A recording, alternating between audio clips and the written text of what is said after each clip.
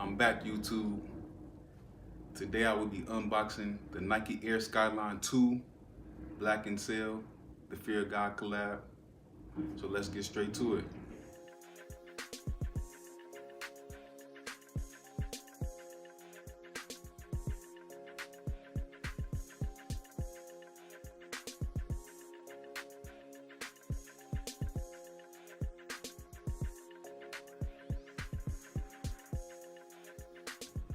We got the Nike Air in the back.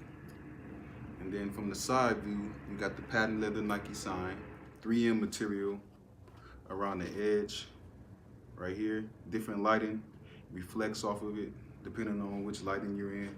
Mostly at night when you'll see these, certain lighting brings it out real well.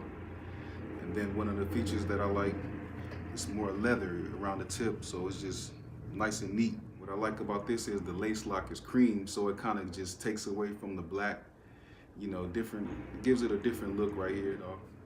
But the sail is just, what I like about the bottom is the sail. Kind of suede, blends in. You can kind of take a lint brush if you want and kind of just go over it lightly, slightly, get some of that lint off, but it attracts the lint, but it's some nice material on this.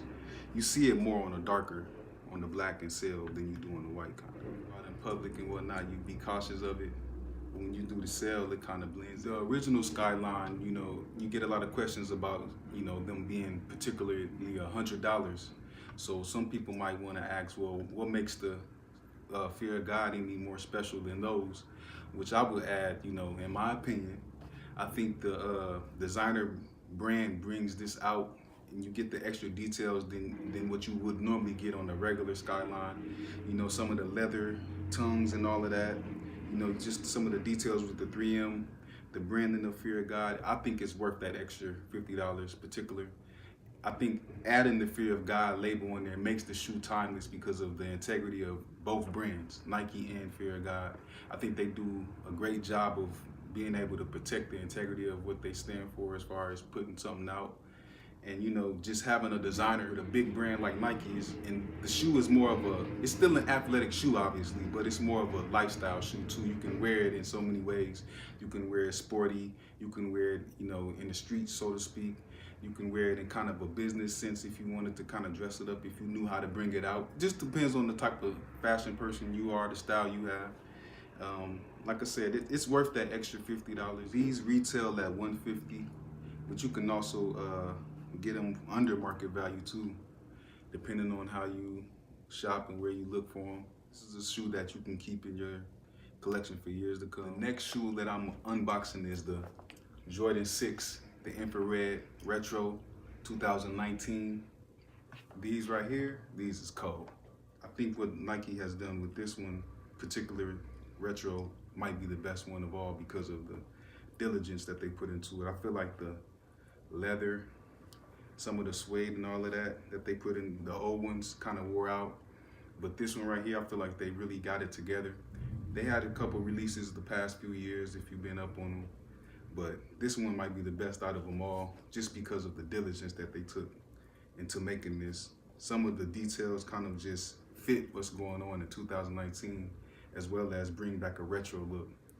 And the infrared right now, this came out at the right time to me. This will be one of the hottest sneakers of the year. I don't see too many sneakers coming out that's gonna be able to top this right now, just because of the classic and the fact that Nike took their time and Jordan brand took their time to kind of. What I noticed about this particular version of it is around the tongue right here, it's more like a narrow version. If you ever look up some of the previous versions of it, a little more sturdier, as well as the the back pull tab right here. And this right here is just big on Jordans right now. I've noticed even with the 33 that it went back to the Nike Air, which to me it brings everything full circle. Some people kind of made complaints about the Jumpman logo being on everything, but what I like about this is that Nike and Jordan are kind of finding that balance. What I like about this is one of the underrated things is the 3M. Obviously with the lighting, you won't be able to see it right now during daytime, but at night, the 3M reflects off this. It's a premium look. One of the big issues that they had previously with the release was that the infrared wasn't really infrared for whatever reason. But this particular red, in my opinion, I feel like is red. Even when you look inside, you get that nice pop of red. This particular red right here is on point. You know, even the red on the Nike lace lock and all of that. They did a great job of recapturing the infrared and what it meant. Another nice subtle feature of it is the ice blue on the bottom. When you see it, it fits everything. What I wanted to do is I wanted to bring the origin of it. I grew up when this shoe was still new and fresh out. So as a kid, when I remember these first came out, this right here was one of the hottest shoes, but in the community, man, back then, Jordan was actually playing, so you kind of felt so connected to him just from a different perspective. So why make a retro of this and why the retro is special is because maybe somebody like me who really didn't get a chance to buy a pair back then can get a pair now. They released a few pair throughout the years, but I just don't think the detailing of it was as great as this one is particularly. The only flaw I think I have or I've seen with the shoe is that personally, I don't know. I just don't like the Jumpman logo. I feel like the stitching can probably be a lot better, just in my opinion. But that doesn't take away from the fact that this is probably one of the best shoes to me, just from a silhouette and just a more of a sentimental value type perspective. And the fact that they were able to kind of remake everything, some of the flaws that they had throughout the years they remade, but only one thing that I'm being particular about, picky about, is that I would like to see just the Jumpman logo be a little more detailed, just a lot better. But overall, it's not that bad, but I'm just particular. Once again, that's all I have for you. Thanks for watching. Hit the like button, subscribe, leave a comment. Once again, appreciation.